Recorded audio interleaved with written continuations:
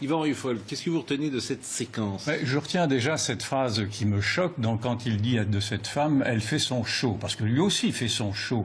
Et on retrouve là le mépris qui explique en partie l'irruption de cette France dont il a dit que c'était une France populiste et qu'elle n'avait pas le droit à la parole. Souvenez-vous quand même des propos, parce que vous avez l'air de vouloir les oublier à chaque fois que j'en parle, souvenez-vous des propos très méprisants et très violents qui ont été tenus par... du mépris. Mais oui, mais bien sûr, mais attendez, laissez-moi terminer, Pascal, parce qu'à chaque fois, vous m'interrompez dès que je commence à parler.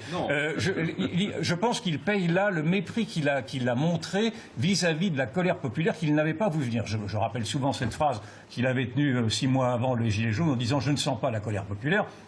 Alors que tout le monde la sentait. Et donc, quand il l'a vu venir, il a dit que ce qu'il voyait là, c'était un mouvement fasciste, un mouvement, etc., enfin un mouvement raciste. Et les gens ont des oreilles, les gens ont de la mémoire, ils se rendent compte, ils savent qui est ce président qui les a à ce point insultés publiquement. Et donc, vous disiez, n'importe quel président, dans ce contexte éruptif qui existe en effet, se ferait insulter. Peut-être pas. En tout cas, lui se fait insulter pour des raisons qui sont propres à sa propre personne. Et je pense qu'il ne faut pas évacuer à ce point l'incompréhension qu'il a montrée depuis le départ. Et vous trouvez qu'il est désobligeant et désagréable dans cet échange? Quand il dit elle fait son show, elle fait son show, il est désobligeant. Oui, bien sûr. Mais oui, qu'il n'est pas à l'écoute, c'est-à-dire qu'il est agressé. Mais non, il n'est pas à l'écoute. Arrêtez de tomber pas dans ces pièges de la communication. Bien sûr que non, il n'est pas à l'écoute. Non, mais moi j'ai vu cette séquence. Vous trouvez qu'il est désagréable?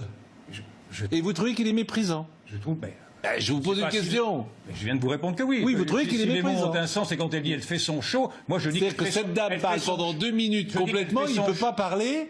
Je dis qu'elle fait son show, et moi non plus je ne peux pas parler. Je dis qu'elle fait son show, mais que lui aussi fait son show. Et même il ne fait que ça, son show. Il fait son show très régulièrement en prenant la parole successivement, en se mettant toujours au centre des intérêts. Et je pense que les Français aujourd'hui veulent une autre société. Ils veulent la fin de cette politique personnalisée à l'excès par ce président-là. Et donc je pense qu'il n'a pas fait la bonne analyse du fait que nous vivons aujourd'hui la fin d'un monde et que le nouveau monde n'est pas celui qu'il prétend représenter. C'est toujours la même histoire qui se passe sous nos yeux et dont j'ai fait l'analyse dès le départ en disant qu'il était le reliquat de l'ancien monde et c'est ce nouveau monde qui lui pète à la figure et qui ne veut pas entendre, ou du moins qu'il entend d'une manière dédaigneuse. Et ce qu'il fait là, c'est de la communication. Ce que l'on voit apparaître aujourd'hui, c'est un rejet global du système, du vieux système. Et ce que l'on voit apparaître plus concrètement, 50 000 fois que vous le dites. C'est que vous avez eu un sondage il n'y a pas si longtemps que cela qui montrait que les 3/4 des Français étaient prêts en 2022 à voter pour un candidat anti-système, c'est-à-dire un candidat qui ne soit pas représenté par tout ce système précisément. Vous avez vu ça où? C'est un sondage qui est paru il n'y a pas longtemps. Je crois que c'est dans Le Monde ou je ne sais plus.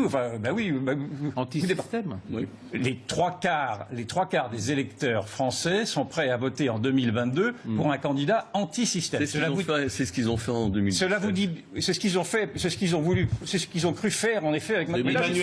Je vous rejoins avec Macron quand Macron avait été présenté comme étant abusivement quelqu'un de l'anti-système. Et c'est vrai que l'analyse pouvait se faire sur le papier disant qu'il était porté par la société civile. Sauf que l'on a vu que c'était une société civile de privilégiés. Et vous connaissez ça mieux que moi parce que vous y avez participé. Mais je pense qu'il faut que vous ayez à l'esprit... Les attaques personnelles, c'est en prime. C'est pas une attaque personnelle.